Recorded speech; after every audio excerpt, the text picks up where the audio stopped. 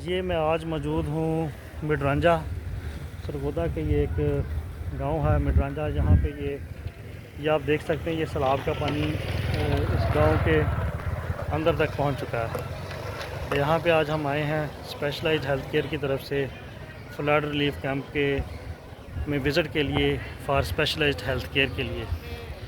ये यहाँ पे पानी ये देख सकते हैं आप कि ये गांव के अंदर पानी यहाँ पे पहुँच चुका है। यहाँ पे ये गांव का तकरीबन कह लें कि दरमियान का एरिया बनता है, दरमियान का ये इलाका बनता है। आगे ये गांव वो देखें जहाँ से वो दूर मोटरसाइकिल वाला वहाँ से शुरू होता है, उससे भी बल्कि होता है। और ये यहाँ पे जहाँ मैं खड़ा हूँ ये तकरीबन गाँव का 1/3 पोर्शन होगा।